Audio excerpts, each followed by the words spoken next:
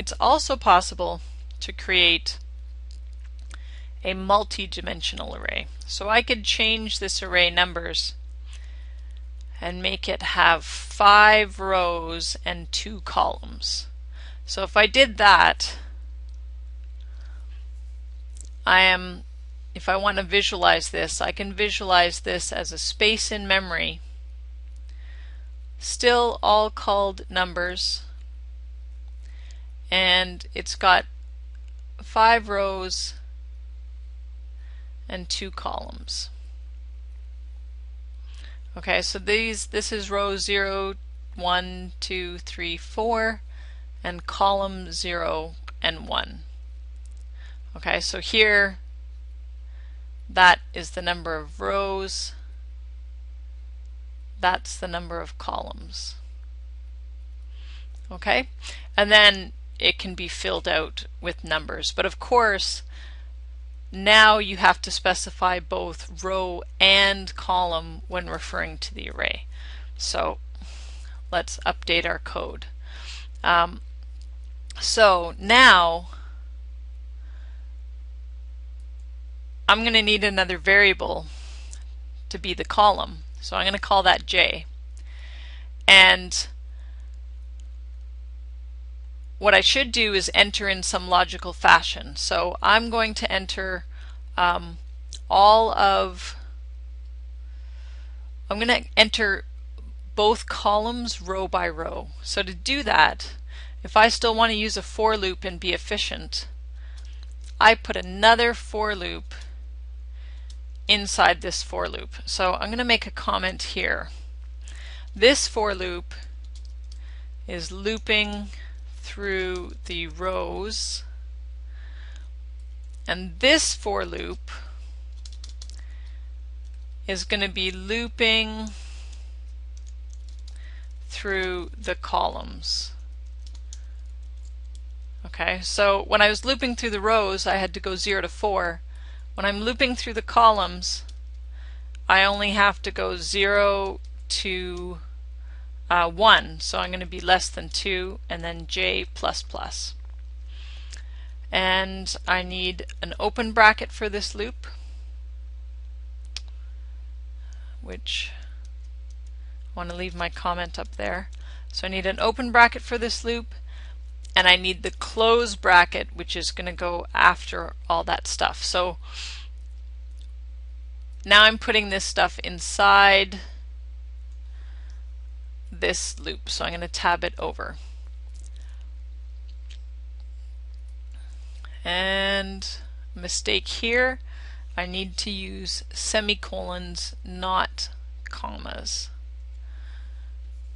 Okay, that fixes that. So now I'm just going to comment out this print array because I just want to check that I can actually enter the numbers. It should ask me to enter, well, let's see. What's going to happen is first, let me turn on my pen. Okay, so first what's going to happen is I'm going to look at the values of I and j just so we can understand what's happening with these loops. So first it says for I equal to 0, so I is going to be 0. Is I less than 5? Yes, it is. The loop will go on. So the first time through I is 0, then it immediately gets to this other loop that says, okay, for j equal to 0, so j is going to start at 0. Then it's saying enter now numbers ij. So numbers ij in this case is going to be 0, 0. Then this loop ends. When this loop ends, it goes back to the start of this loop. J has gone up by 1, so now j will be 1. We haven't changed I because that loop hasn't repeated yet, so I is still 0. And now we're going to get number 0, 1. Then this loop goes back, checks the condition which says j will now be 2, but this loop won't run anymore because j is not less than 2. So then we jump to the end of this loop, which is right here, which means we get to the end of this loop, which now goes back to the start of this loop, and now I becomes 1. So now I becomes 1, and this inner loop does its 0, 1 all over again, and is now getting numbers 1, 0 and 1, 1. Okay, so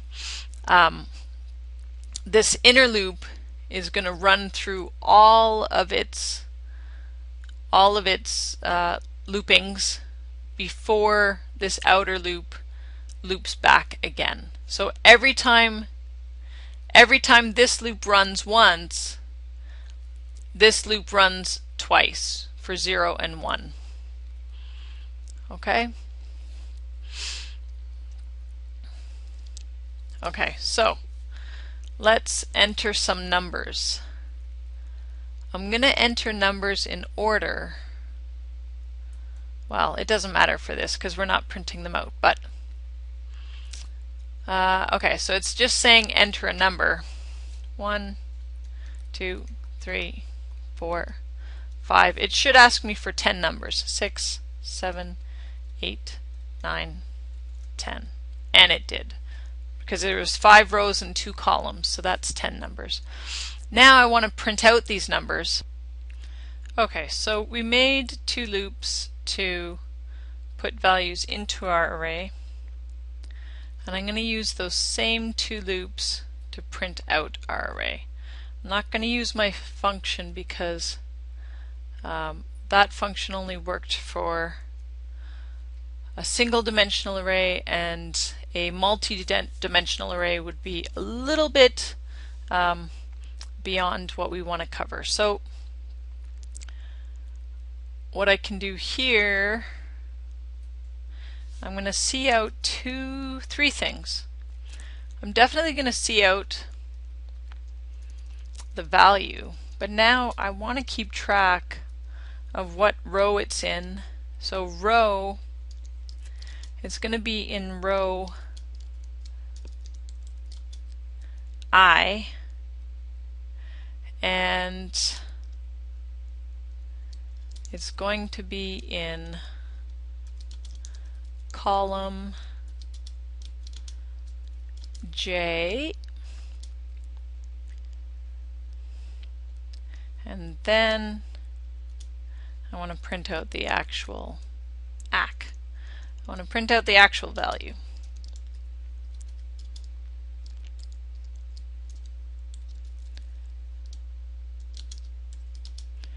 Which is stored in numbers ij.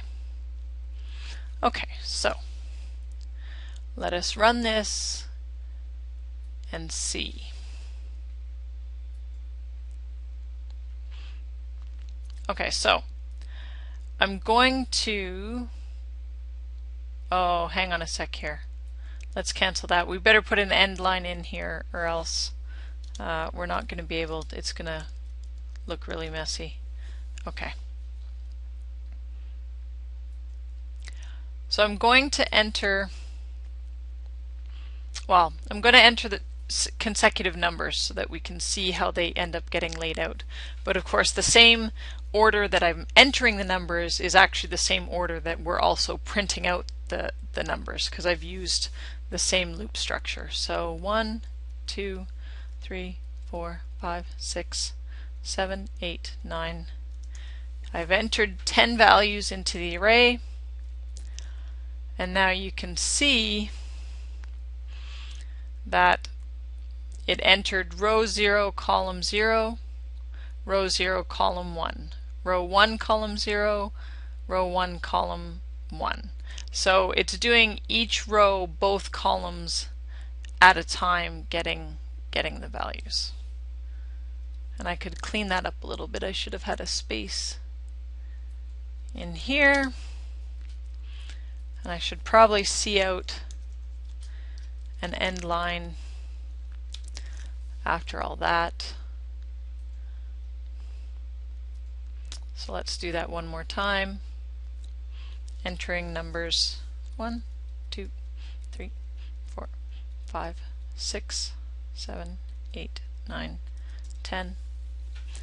So row 0, column 0 got the 1, row 0, column 1 got the 2, and so on and so forth.